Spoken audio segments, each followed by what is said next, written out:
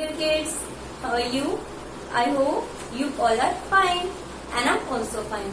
Today I am going to start your 7th chapter and your chapter's name is fractions.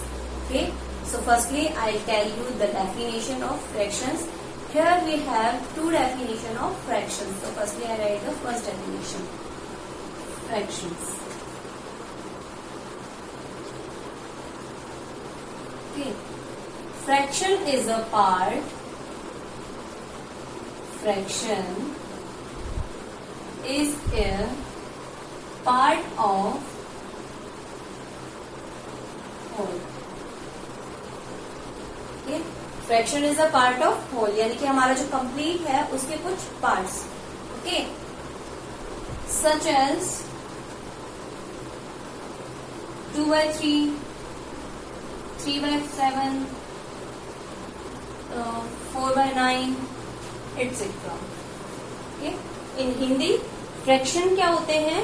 हमारा एक total number का कोई box है या कोई सर्कल है, उसके कुछ पार्ट्स, जैसे हम उन पार्ट्स को क्या करते हैं, इक्वली जब हम उसको डिवाइड कर रहे हैं तो उसके जितने भी पार्ट्स बन सकते हैं उन सबको हम क्या बोलेंगे, इसके फ्रैक्शंस बोलेंगे. एज लाइक मैं यहाँ पे आपको एक एग्जांपल के थ्रू इसको समझाती हूँ. एग्जांपल, हमारे पास में यहाँ पे एक बॉक्स है. ठीक है, मैंने इसको कुछ इक्वल पार्ट्स में डिवाइड कर रखा है.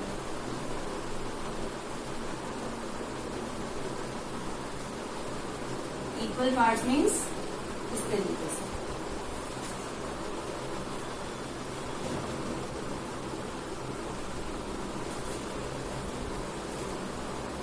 ठीक है, इस तरीके से मैंने इसको क्या कर रखा है, डिवाइड कर रखा है. अब हम क्या करेंगे, इसको नंबरिंग कर देते हैं. कितने पार्ट्स है इसमें, 1, 2, 3, 4, 5, 6. ठीक है, यहाँ पे कितने पार्ट्स है, टोटल 6 पार्ट्स हैं. अब अगर हम इसमें से कुछ पार्ट्स को शेप कर दें, लाइक हमने ये फर्स्ट पार्ट को शेप कर दिया, थर्ड पार्ट को शेप कर दिया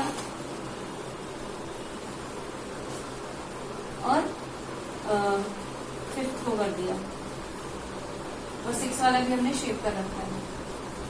ठीक है, इस तरीके से हमने कुछ पार्ट्स को यहाँ पे क्या कर रखा है, शेप कर रखा है और 2 पार्ट्स हमारे कैसे हैं, अनशेप्ड है.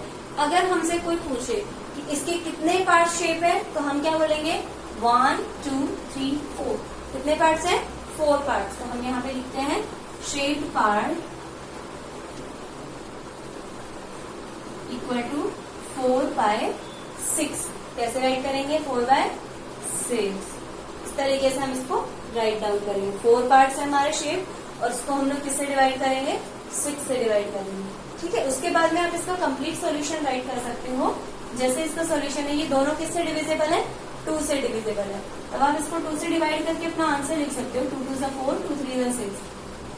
इस तरीके से आपका आंसर आ सकता है. लेकिन अगर आप यहाँ तक भी अपना आंसर लिख रहे हो और सिर्फ आपसे शेप्ड पार्ट पूछा जाता है तो आप लोग इस तरीके से अपना आंसर राइट डाउन कर सकते हो. ठीक है, तो ये आपका आंसर हो जाएगा. ये होते हैं फ्रैक्शंस. ये क्या है, एक इसका फ्रैक्शन है. अब हम इसकी सेकंड जो डेफिनेशन है वो राइट करते हैं. फ्रैक्शंस की सेकंड डेफिनेशन है,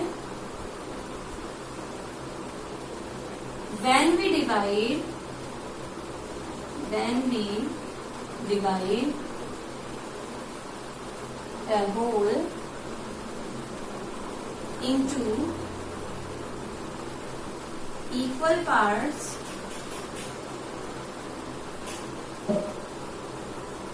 each part represent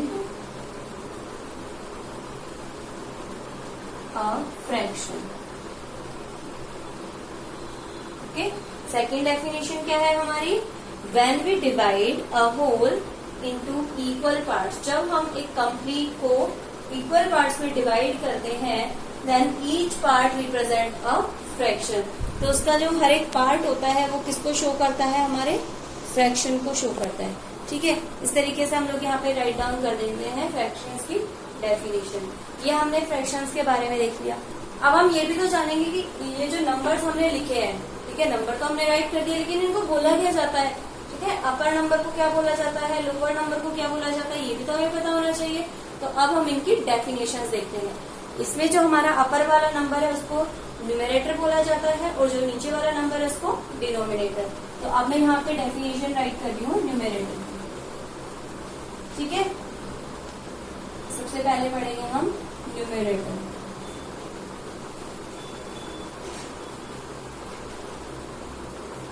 इसकी डेफिनेशन है number of parts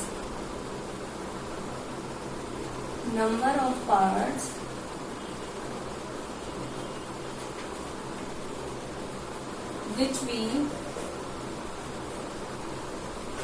obtain from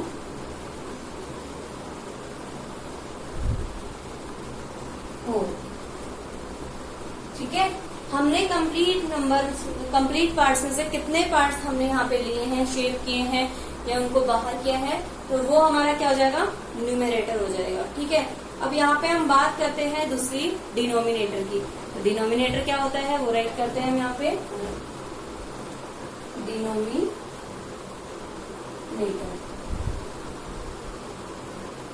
हम लोग न्यूमेरेटर को अपर पार्ट्स ऑफ फ्रैक्शन भी बोल सकते हैं। क्या बोल सकते हैं इसको, अपर पार्ट ऑफ फ्रैक्शन या अपर वैल्यू भी बोल सकते हैं।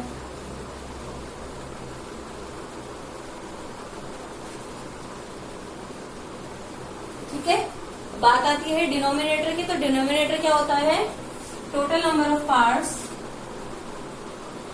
Total number of parts in whole, या फिर हम इसको बोल सकते हैं lower value of fraction.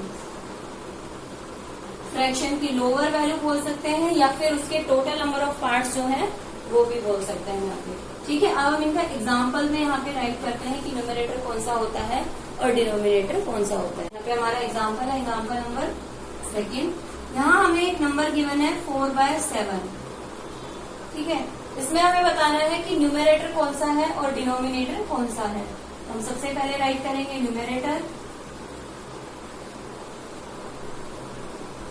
Equal to 4 and denominator equal to